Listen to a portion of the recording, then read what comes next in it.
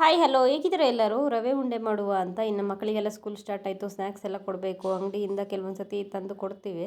ಅದ್ರ ಬದಲಾಗಿ ಮನೆಯಲ್ಲಿ ಒಂದು ಸ್ವಲ್ಪ ಸ್ವೀಟು ಮಾಡಿಟ್ರೆ ಮಕ್ಕಳಿಗೆ ಬಾಕ್ಸ್ಗೆ ಹಾಕ್ಕೊಡ್ಲಿಕ್ಕೆ ಮತ್ತು ಸ್ಕೂಲಿಂದ ಬಂದಾಗ ಕೊಡಲಿಕ್ಕೆ ತುಂಬ ಇಷ್ಟಪಟ್ಟು ತಿಂತಾರಲ್ಲ ಮಕ್ಕಳು. ಹಾಗಾಗಿ ಇವತ್ತು ರವೆ ಉಂಡೆ ಮಾಡಿದೆ. ಮಕ್ಕಳೆಲ್ಲ ಬಂದು ಟೇಸ್ಟ್ ನೋಡಿದ್ರು, ತುಂಬ ಚೆನ್ನಾಗಿದೆ ಅಮ್ಮ ಅಂತ ಹೇಳ್ದು. ಈಗ ಮಾಡೋದು ಹೇಗೆ ಅಂತ ನೋಡೋಣ ಬನ್ನಿ. ಒಂದು ಬಾಣಲಿ ಇಟ್ಕೊಂಡಿದ್ದೀನಿ ನಾನು. ಈಗ ಇದಕ್ಕೆ ನಾನು ತುಪ್ಪ ಹಾಕ್ಕೋತಾ ಇದ್ದೀನಿ. ಒಂದು 5 ಟೇಬಲ್ ಸ್ಪೂನಷ್ಟು ತುಪ್ಪ ಹಾಕ್ಕೋತಾ ಇದ್ದೀನಿ ನಾನು. ನೀವು ಕ್ವಾಂಟಿಟಿ ಮೇಲೆ ಡಿಪೆಂಡ್. ನೀವು ಜಾಸ್ತಿ ಕ್ವಾಂಟಿಟಿ ಮಾಡೋಂಗಿದ್ರೆ ಸ್ವಲ್ಪ ತುಪ್ಪ ಜಾಸ್ತಿ ಹಾಕ್ಕೊಳ್ಳಿ. ಕ್ವಾಂಟಿಟಿ ಕಡಿಮೆ ಮಾಡೋಂಗಿದ್ರೆ ತುಪ್ಪನ ಕಡಿಮೆ ಹಾಕ್ಕೊಳ್ಬೋದು. ಇಲ್ಲ ನಮ್ಮ ಹತ್ರ ತುಪ್ಪ ಜಾಸ್ತಿ ಇಲ್ಲ, ನಾವು ಉಪಯೋಗಿಸಲ್ಲ ಅನ್ನೋರು ಸ್ವಲ್ಪ ಹಾಕ್ಕೊಂಡು ಈಗ ನಾವು ಡ್ರೈ ಫ್ರೂಟ್ಸ್ನ ಏನೇನು ಬೇಕು ಅನಿಸುತ್ತೆ ಅದನ್ನ ದ್ರಾಕ್ಷಿ ಗೋಡಂಬಿ ಎಲ್ಲ ಹಾಕ್ಕೊಂಡು ಫ್ರೈ ಮಾಡ್ಕೊಳ್ಳೋಣ. ದ್ರಾಕ್ಷಿ ಎಲ್ಲ ಸ್ವಲ್ಪ ದಪ್ಪ ದಪ್ಪ ಆಗ್ತವೆ, ಆವಾಗ ಗೊತ್ತಾಗುತ್ತೆ. ಗೋಲ್ಡನ್ ಕಲರ್ ಬಂದ ತಕ್ಷಣ ನಾವು ವಾಪಸ್ಸು ಒಂದು ಪ್ಲೇಟ್ಗೆ ತಕ್ಕೋಬೋದು. ಈಗ ಸ್ವಲ್ಪ ಫ್ರೈ ಆಗಲಿ ಚೆನ್ನಾಗಿ ಇದು.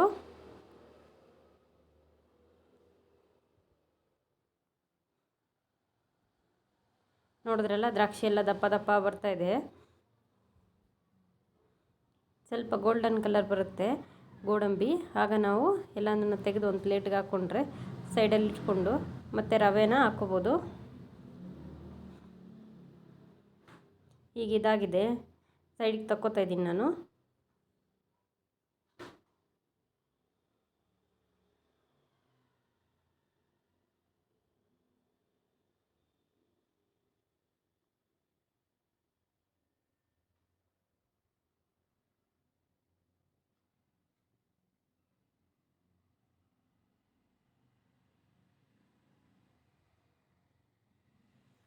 ಇದೇ ಬಾಣಲಿಗೆ ನಿಮಗೆ ಕ್ವಾಂಟಿಟಿ ಎಷ್ಟು ಬೇಕಿದ್ರೆ ಅಷ್ಟು ರವೆನ ಹಾಕ್ಕೊಂಡು ಹುರ್ಕೋಬೋದು.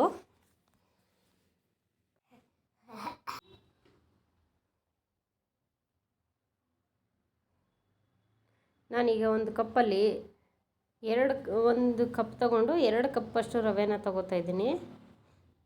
ನೀವು ಬೇಕಿದ್ರೆ ಮನೆಯಲ್ಲಿ ಎಷ್ಟು ಜನ ಇದ್ದಾರೆ ಅದನ್ನು ನೋಡಿಕೊಂಡು ಕೂಡ ರವೆನ ಸೇರಿಸ್ಕೋಬೋದು. ಇದನ್ನು ತುಪ್ಪದಲ್ಲಿ ಸ್ವಲ್ಪ ಹುರ್ಕೊಳ್ಳೋಣ.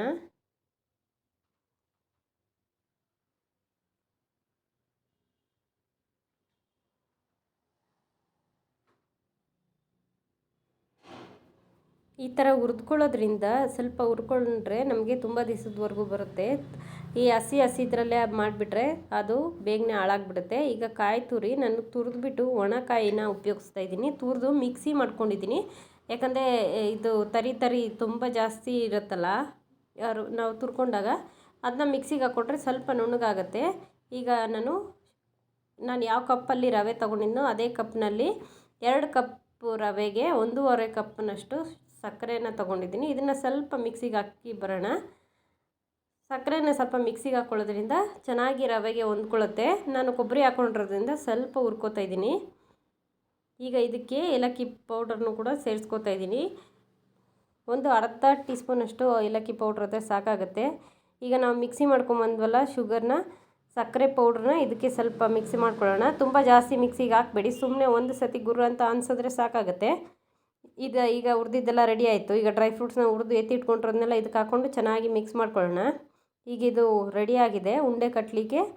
ಈಗ ಉಂಡೆ ಕಟ್ಕೊಳ್ಳೋಣ. ಬಿಸಿ ಬಿಸಿ ಹಾಲಿದೆ, ಸ್ವಲ್ಪ ತುಂಬ ಜಾಸ್ತಿ ಬಿಸಿ ಇಲ್ಲ, ಮೀಡಿಯಮ್ ಆಗಿದೆ. ಇದನ್ನು ಒಂದು 5 ಟೀ ಸ್ಪೂನ್ ಅಷ್ಟು ಹಾಕ್ಕೊಂಡಿದ್ದೀನಿ ನಾನೀಗ. ಅದನ್ನ ಹಾಕಿ ಸ್ವಲ್ಪ ಮಿಕ್ಸ್ ಮಾಡಿಕೊಂಡು, ಇದು ಬಿಸಿ ಇದೆಯಲ್ಲ, ಈಗ ರವೆ ಎಲ್ಲ ಬಿಸಿ ಇರೋದ್ರಿಂದ ಈಗ ಉಂಡೆ ಬಿಸಿ ಮೇಲೇ ಕಟ್ಕೊಳ್ಬೇಕು. ತಣ್ಣಗಾದ್ಮೇಲೆ ಉಂಡೆ ಕಟ್ಟಲಿಕ್ಕೆ ಆಗಲ್ಲ, ರವೆ ಎಲ್ಲ ಉಡಿ ಥರ ಆಗಿಬಿಡುತ್ತೆ, ಡ್ರೈ ಆಗಿಬಿಡುತ್ತೆ ರವೆ. ನೋಡ್ತಾ ಇದ್ದೀನಿ ಉಂಡೆ ಕಟ್ಟಕ್ಕೆ ಬರುತ್ತಾ ಅಂತ. ನೋಡ್ಬೋದು ನೀವು, ಉಂಡೆ ಕಟ್ಟಕ್ಕೆ ನನಗೆ ಅಷ್ಟೊಂದು ಬರ್ತಿಲ್ಲ ಅನ್ಸೋ. 1 ಟೇಬಲ್ ಸ್ಪೂನಷ್ಟು ಮಾತ್ರ ಹಾಲು ಮತ್ತೆ ಹಾಕ್ಕೊಂಡಿದ್ದೀನಿ. ಈಗ ಉಂಡೆ ಕಟ್ಟಿ ನೋಡೋಣ ಬರುತ್ತಾ ಅಂತ. ಈಗ ಉಂಡೆ ಕಟ್ಟಲಿಕ್ಕೆ ಬರ್ತಾಯಿದೆ ಇದು ಈಸಿಯಾಗಿ. ತುಂಬ ಜಾಸ್ತಿ ಹಾಲು ಹಾಕ್ಕೋಬೇಡಿ. ಮೇಲೆ ಅಕಸ್ಮಾತ್ ಡ್ರೈ ಆಯಿತು ಅಂದರೆ ಚೂರು ಕೈಗೆ ತೇವ ಮಾಡ್ಕೊಳ್ಬೇಕಿದ್ರು ಹಾಲನ್ನ ನೀವು ಉಂಡೆ ಕಟ್ಕೋಬೋದು. ಬಿಸಿ ಇದ್ದಾಗೆ ಕಟ್ಕೊಂಡ್ರೆ ನಾವು ಒಂದು ಸತಿ ಏನು ಹಾಕ್ಕೊಂಡಿರ್ತೀವಿ ಹಾಲನ್ನ ಅದೇ ಸಾಕಾಗುತ್ತೆ. ಜಾಸ್ತಿ ಟೈಮ್ ಹಿಡಿಯಿತು ಉಂಡೆ ಕಟ್ಟೋಕ್ಕೆ ಅಂದರೆ ಡ್ರೈ ಆಗ್ತಾ ಬರುತ್ತೆ ರವೆ.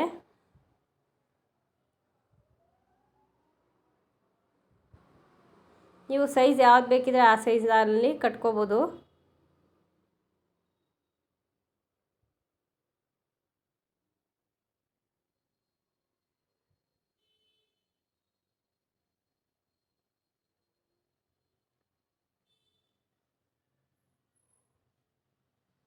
ನೋಡಿದ್ರಲ್ಲ, ಈಗ ರವೆ ಉಂಡೆ ಎಲ್ಲ ಕಟ್ತಾ ಇದ್ದೀನಿ ನಾನು. ಆಲ್ಮೋಸ್ಟ್ ಕಟ್ಟಿ ಆಯಿತು. ಲಾಸ್ಟಲ್ಲಿ ನೋಡಿ ಇಷ್ಟು ಉಂಡೆ ಬಂದಿದೆ, ರವೆ ಉಂಡೆ. ನನಗೆ ತುಂಬ ಚೆನ್ನಾಗಿದೆ, ತಿನ್ನೋಕ್ಕೂ ನೋಡೋಕ್ಕೂ ಎರಡಕ್ಕೂ ಅಷ್ಟೇ ತುಂಬ ಚೆನ್ನಾಗಿರುತ್ತೆ.